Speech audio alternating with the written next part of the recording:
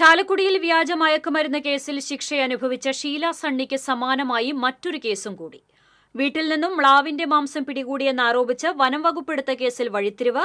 39 ദിവസം ജയിലിൽ കിടന്ന പേരാമ്പ്ര സ്വദേശികൾ നിരപരാധികളെന്ന് വ്യക്തമാകുന്നു.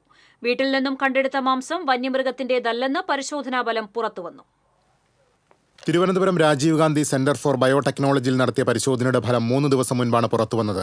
പശുവിന്റെ മാംസമായിരുന്നു കണ്ടെടുത്തതെന്ന് പരിശോധനയിൽ തെളിഞ്ഞു. പേരാമ്പ്ര സ്വദേശി ജോബിയുടെ വീട്ടിൽ നിന്നും 2024 സെപ്റ്റംബർ 30-നാണ് ചാലക്കുടി ഡിവൈഎസ്പി മാംസം കണ്ടെടുത്ത് വനപാലകർക്ക് കൈമാറിയത്. തുടർന്ന് 6 പേരെ മുപ്ലിയം ഫോറസ്റ്റ് അധികൃതർ അറസ്റ്റ് ചെയ്തു. ഇപ്പോൾ പരിശോധനാഫലം പുറത്തുവന്നതോടെ കേസിലെ 2ാം പ്രതിയായിരുന്ന ചാലക്കുടി മേച്ചിറ സ്വദേശി കാര്യാടൻ വീട്ടിൽ സുജേഷ് എന്ന കണ്ണൻ നിയമപോരാട്ടത്തിനൊരുങ്ങുകയാണ്. ഞാനിത് കണ്ടപ്പോൾ ഞാൻ പറഞ്ഞു, സാർമാരെ ഇത് പശുവിൻ്റെ ഇറച്ചിയാണ്, ബീഫാണ് എന്ന് പറഞ്ഞു.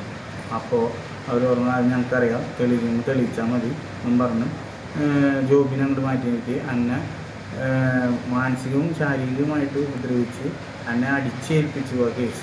എന്നിട്ട് അവർ തന്നെ എൻ്റെ നിന്ന് കുറേ എഴുതി മേടിച്ചിട്ടുണ്ട്, കുറേ വീഡിയോ എടുത്തിട്ടുണ്ട്. വീണ്ടും കള്ളക്കേസിൽ കൊടുക്കാനുള്ള പേടിയുണ്ട് എനിക്ക്. എന്നാലും എൻ്റെ നിരപരാധിത്വം തെളിയിക്കാൻ വേണ്ടിയിട്ടാണ് ഞാൻ പരമാവധി നോക്കുന്നത്.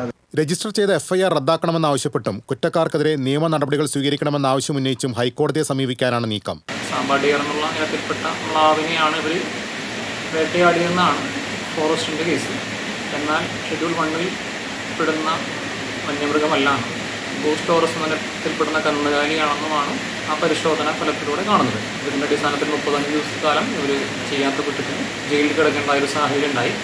ഇനി അടുത്ത നടപടി എന്ന രീതിയിൽ ഈ കേസ് റദ്ദാക്കുന്നതിന് വേണ്ടി ബഹുമാനപ്പെട്ട കേരള ഹൈക്കോടതിയെ സമീപിക്കുവാനും ഒപ്പം തന്നെ സർക്കാരിൻ്റെയും അതോടൊപ്പം തന്നെ കുറ്റക്കാരായിട്ടുള്ള മറ്റ് ഫോറസ്റ്റ് ഉദ്യോഗസ്ഥർക്കെതിരെ നടപടി സ്വീകരിക്കുന്നതിന് വേണ്ടിയിട്ട് വീണ്ടും നടപടികളുമായി മുന്നോട്ട് പോവുകയാണ്.